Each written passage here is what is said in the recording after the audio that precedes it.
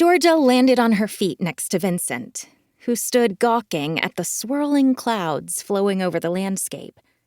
He acted like this was his first time inside a painting, like they hadn't been training this whole past week. Sure, her second cousin was a newbie compared with her.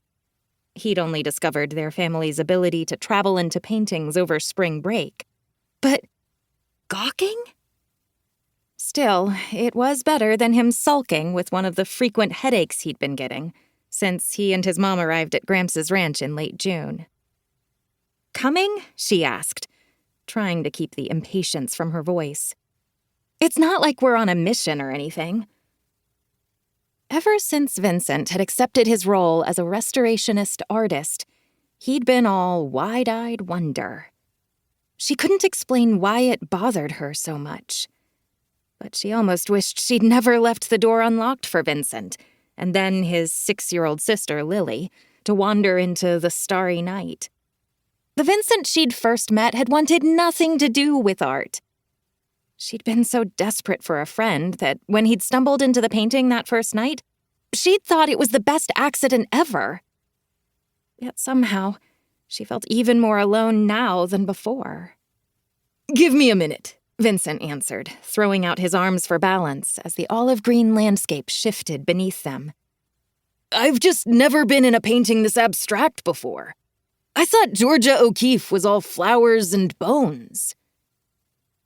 Flowers and bones wasn't the worst summary of many of O'Keeffe's paintings, but Georgia wasn't about to admit that Vincent was right.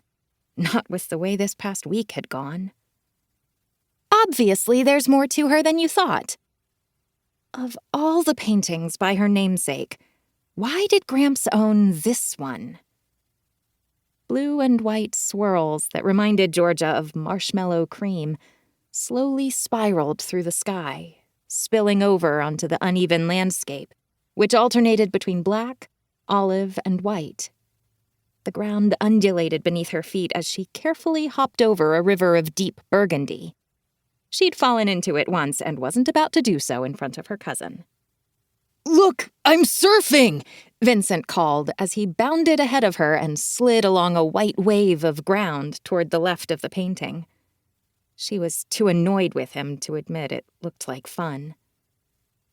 Musical laughter sounded behind her, and she turned to see that her mom had joined them. Mama's eyes smiled as she watched Vincent, and Georgia felt a spark of, was that jealousy? She pushed it down, focusing instead on her strategy. "Come on, Georgia, this is fun!"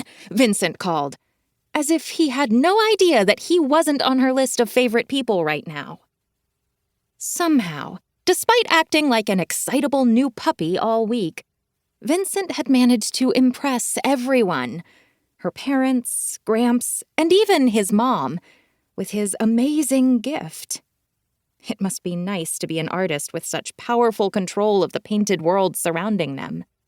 But he'd be a lot easier to get along with if he had a normal gift like the rest of the Restorationists in their family.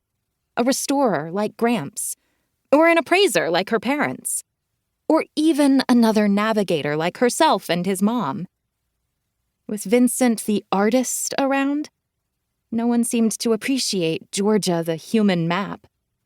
Georgia, who'd been training and studying her whole life to be the best navigator ever.